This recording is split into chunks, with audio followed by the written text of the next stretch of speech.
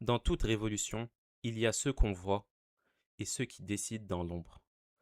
Des hommes qui ne cherchent pas la lumière, mais qui écrivent l'histoire avec des signatures qui changent le destin d'un pays.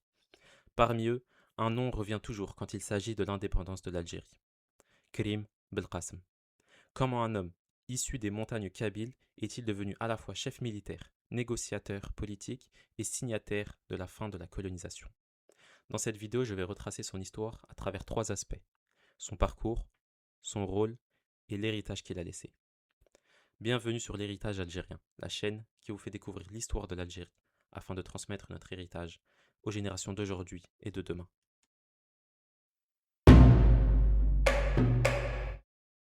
Karim Belkacem naît en 1922 dans le village d'Icheridan, entre les montagnes du Djourdjoura en Kabylie, dans une Algérie colonisée où les populations rurales vivent souvent dans des conditions difficiles.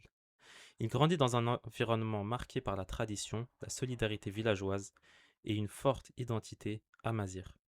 Très tôt, il connaît la réalité de l'injustice coloniale et les limites imposées aux populations locales.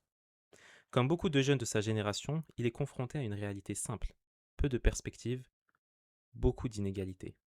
Mais Karim Belkacem n'est pas un homme destiné à rester spectateur. Dans les années 40, il commence à s'impliquer dans des cercles nationalistes. Il comprend progressivement que la revendication d'égalité ne suffit plus. Il faut envisager l'indépendance. Son passage par l'armée française durant la Seconde Guerre mondiale renforce encore sa vision politique. Il découvre la guerre, l'organisation militaire et les failles du système colonial. Le 1er novembre 1954, il fait partie des 6 dirigeants du FLN. Il sera chargé de la région de la Kabylie, l'un des foyers les plus importants de la lutte armée. Très vite, il se distingue par sa capacité à organiser les maquis, structurer les réseaux et coordonner les opérations militaires. Aux côtés de figures comme Mostafa Ben Boulaïd et Didouche Mourad, il fait partie de ceux qui donnent une structure réelle à la révolution naissante. Mais Karim Belkacem n'est pas seulement un chef de guerre. Au fil du conflit, il devient aussi un acteur diplomatique majeur du FLN. Dans les dernières années de la guerre, il est désigné pour mener les négociations avec la France. Son rôle devient alors décisif: transformer une lutte armée en victoire politique. En 1962, il est l'un des principaux signataires des accords d'Évian, qui officialisent le cessez-le-feu et ouvrent la voie à l'indépendance de l'Algérie.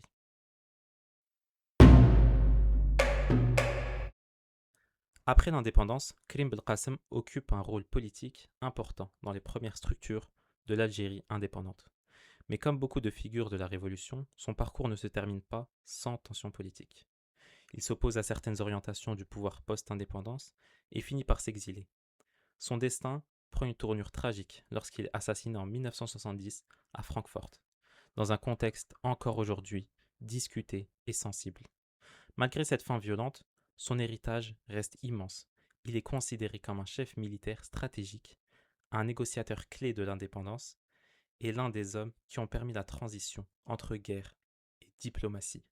Sans Karim Belkacem, la fin de la colonisation française en Algérie n'aurait probablement pas pris la même forme.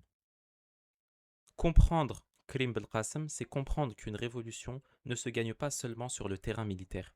Elle se gagne aussi dans les négociations, les signatures et les décisions prises loin des champs de bataille. Et dans cette histoire, Karim Belkacem reste l'un des visages les plus déterminants de l'indépendance algérienne. Et si cette vidéo vous a intéressé, abonnez-vous à l'héritage algérien pour découvrir d'autres figures et événements qui ont marqué l'histoire de l'Algérie. A très bientôt pour un nouvel épisode sur notre héritage.